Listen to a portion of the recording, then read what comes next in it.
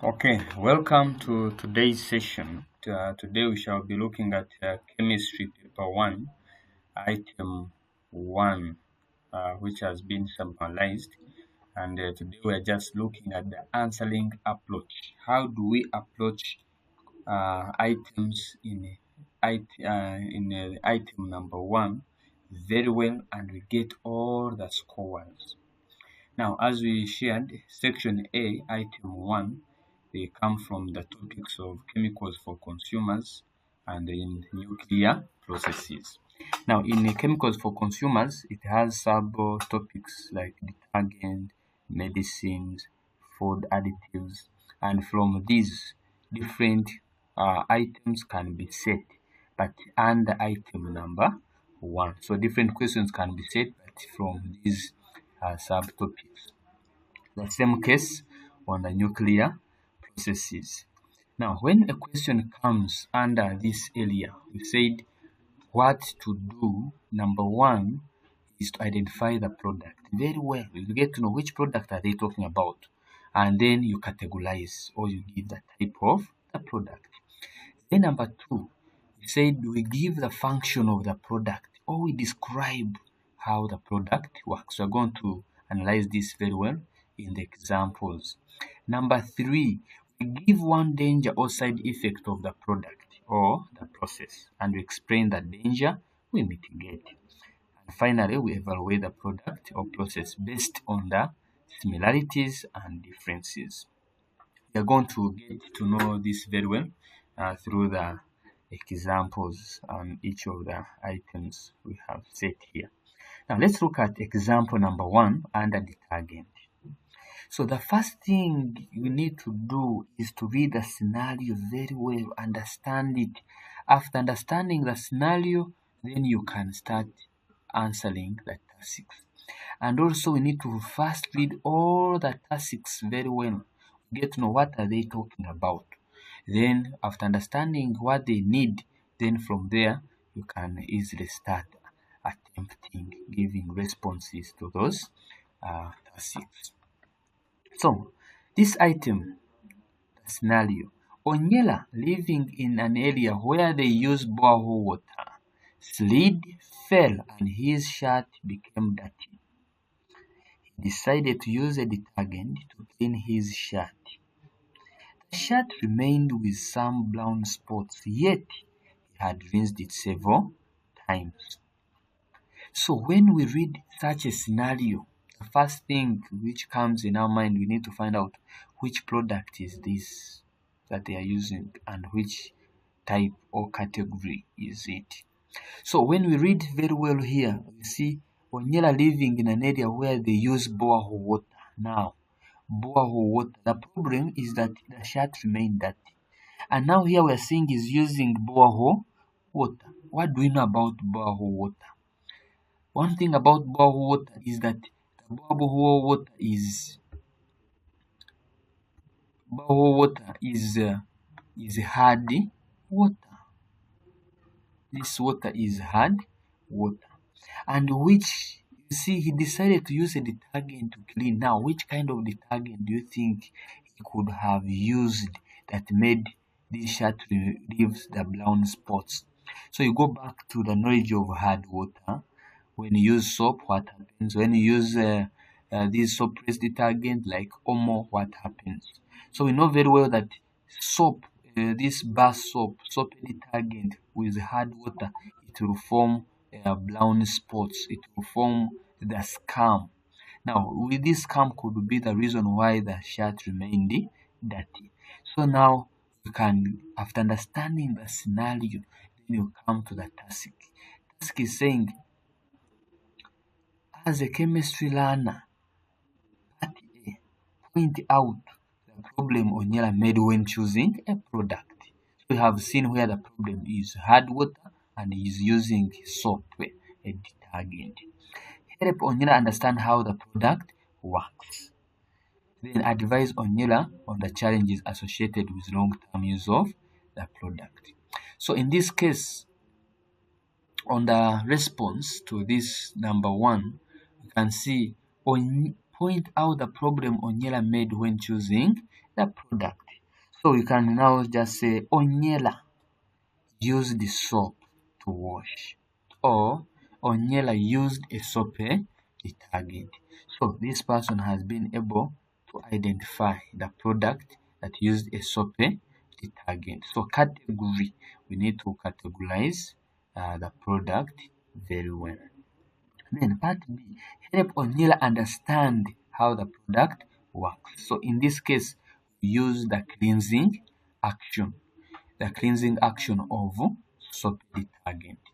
So all these are elaborating the cleansing action of soap. So you see, the product works by lowering the surface tension of water, enabling it to spread and wet the material to clean more effectively. This facilitates breaking and dispersing the grease particles. So this is a general description of how a soap detergent works, and then continue to elaborate more. How does it work? And this is the cleansing action of soap. So in the cleansing action of soap, we see that we can now talk about the structure of soap.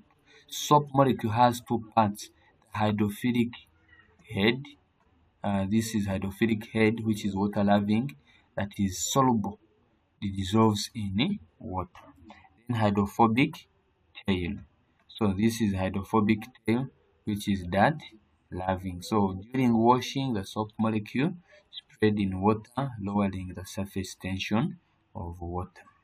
So all this is explaining the cleansing action of soap, but we can use, this is one way we can attempt it, but there is another way that you have, the way you load your points on how the water, on how soap, the cleansing action of soap. So long as the key points are there, there is the hydrophilic part. What does it do? Hydrophilic head, a tail of soap. What does it do? Then finally telling us how the dirt gets out of the cloth. So here we see the cloth is then rinsed with clean water several times to remove the dirt. So that is a cleansing action.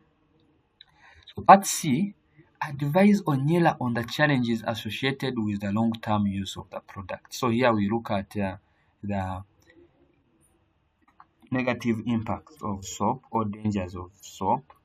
And we see here that soap contains chemicals that cause skin burns. So that cause skin burns. Now that is a negative impact, and this skin burn an indication, and hence causing pain. This is the effect of all these skin burns.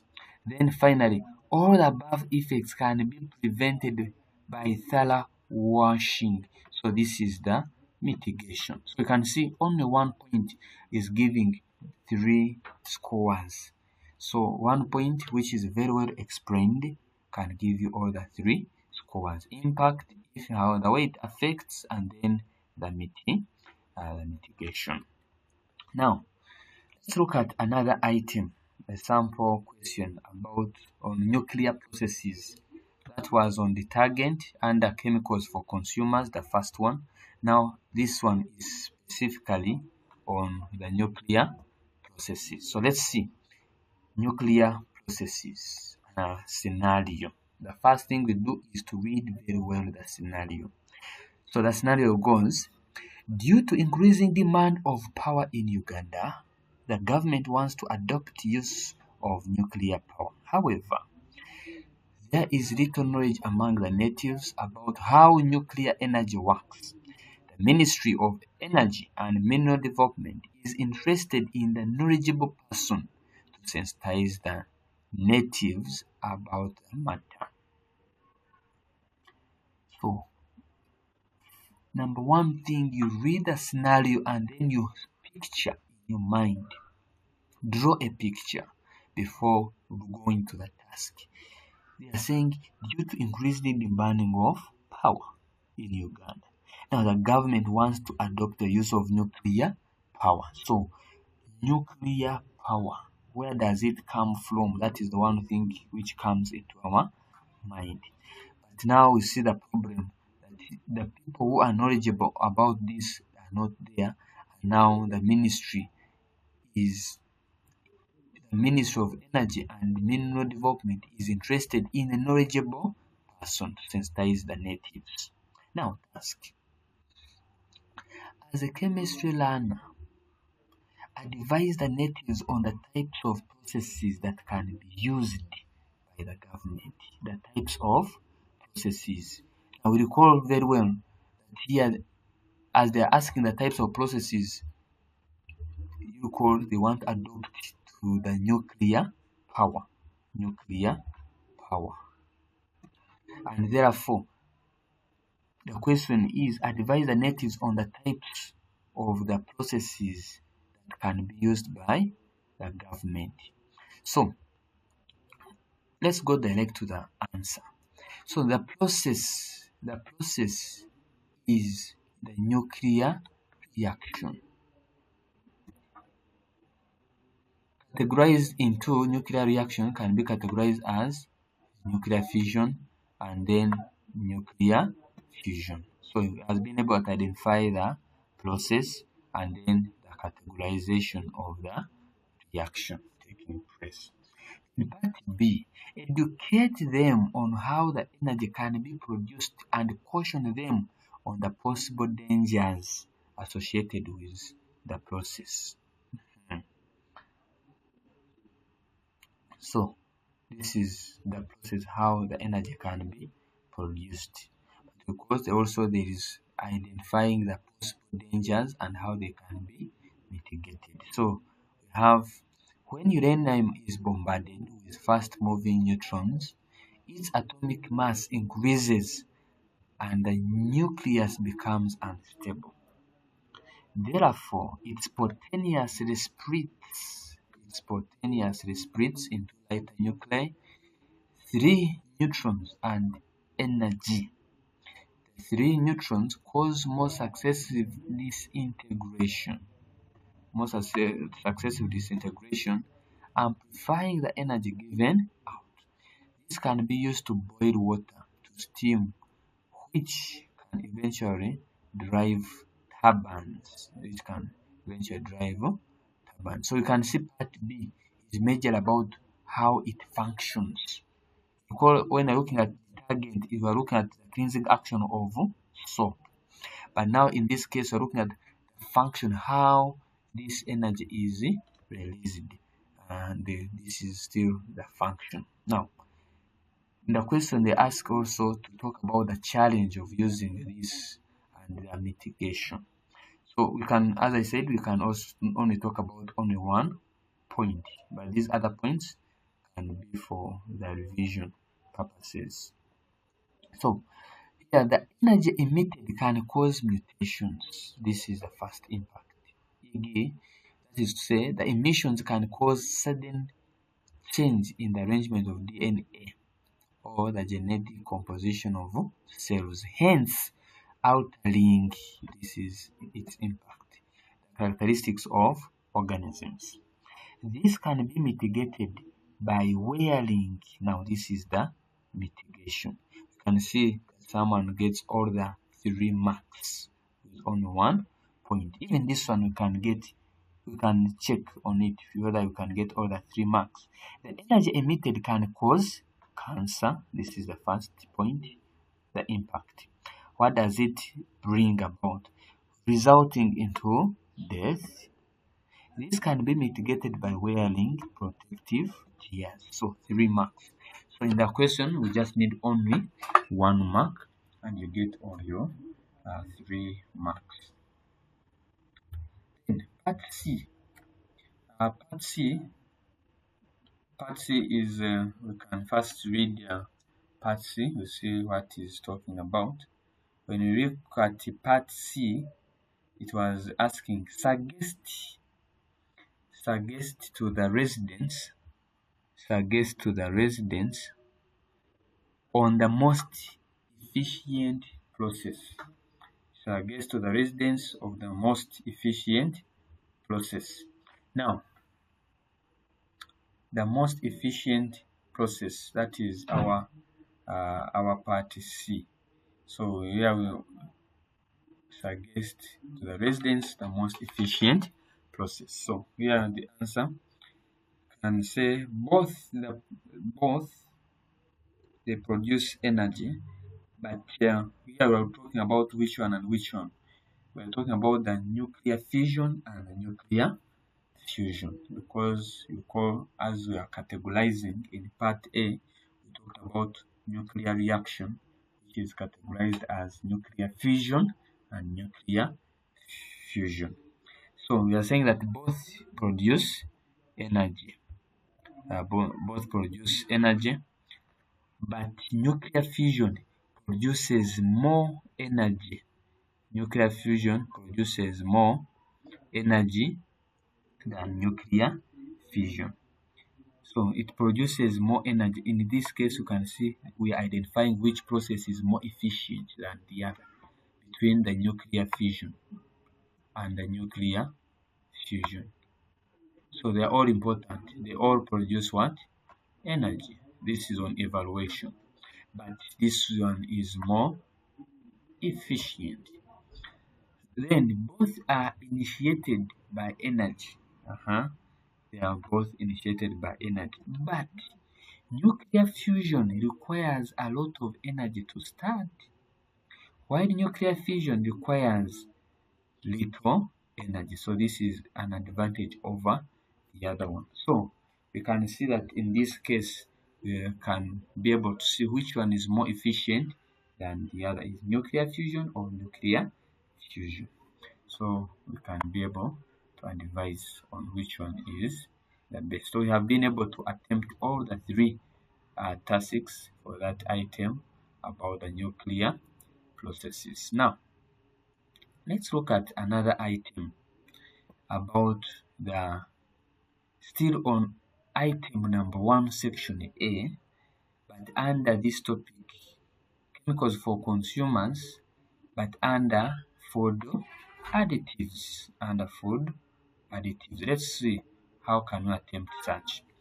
Let's read the scenario. On a wedding party, guests were wondering and excited by the aroma and the taste of the food served, and that it was so delicious. The master of ceremony kept on notifying the people that the food had been prepared with knowledge of chemistry, and some of the guests wanted to know what the master of ceremony meant. As a chemistry learner, basing on the MC's communication, advise the guest on part A, the variety of ingredients used. Part B, the suitability of ingredients. Part C, the possible problems associated with and the choice of the ingredients. So it's good to first read through all the tasks before attempting, and then we find out what exactly does the examiner want in that case. So before attempting this question, we need to first go back and we find out in the scenario, were they able to talk about these ingredients they're talking about. So we can see in the picture here, we have an onion, we have some cooking oil, we have some garlic. So these pictures or the support files, the support material, they can be able to tell us what exactly these people have been able to use. So our major aim now is to categorize. If you go back on the food additives, these food additives can be classified as natural,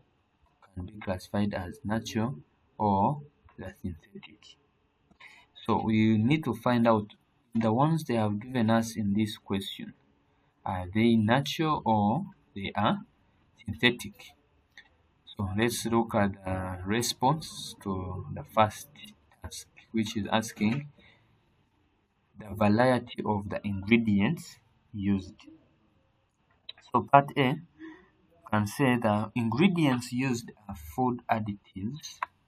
So we have been able to identify the product that actually they are food additives, which are either natural, this is categorization, or artificial. So here we get all the three scores. You have been able to identify which product it is. It is a food additive, and you have been able to categorize it. That can either be natural or it can be synthetic. Now, question two: suitability of the ingredient. Suitability, we are looking at which properties does it have that make it good for that particular work, or for you make it good for doing that particular job. So suitability, how is it able to do that? So we are saying food additives maintain. So we are looking at how it functions. It maintains or improve the flavor, safety, freshness, the texture and appearance of the food. So we are looking at how the food additives, their function.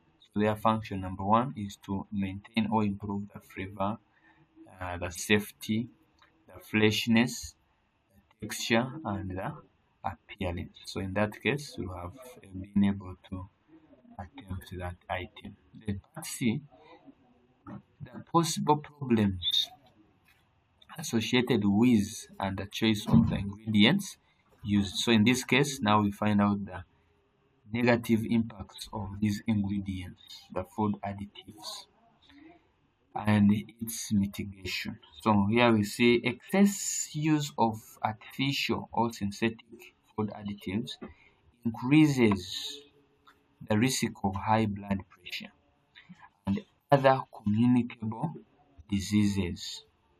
It increases high blood pressure and other communicable diseases causing illness. So this is the impact is risk of high blood pressure, which finally causes illness. Now this can be mitigated through controlled amounts of artificial food additives. So this is the mitigation. Then they also talked about the choice. So we can give the evaluation. We talk about the similarities and the differences. So the similarities, we can talk about the both natural and artificial food additives have chemical compounds. They both have chemical compounds that are useful and some of which are harmful to the body. But natural food additives have them in lower concentration. So here we are helping them to know which choice they can be able to use. So it is therefore advisable to use more of natural. So you can, and finally advise them of which of the food additives they can use. Yeah, so here we have a practice question, which you can put down and then you practice out from wherever you are. Whether you're watching, whether you're a teacher, you can give this question to your learners, they practice. If it is a learner, please try it out and then you can even inbox me on the WhatsApp. I'll be able to guide you and mark your work, the one you have already done on this practice question. So this practice question goes: in one of the towns in Uganda, residents are facing an unexpected challenge of water wasting detergents. The locals are frustrated and do not know what to do. They have been advised to try other alternatives on market to overcome the challenge, but they need more advice on this. As a concerned chemistry student in town, just help the residents, part A, help the residents understand the variety of detergents. Part 2, how the detergents work.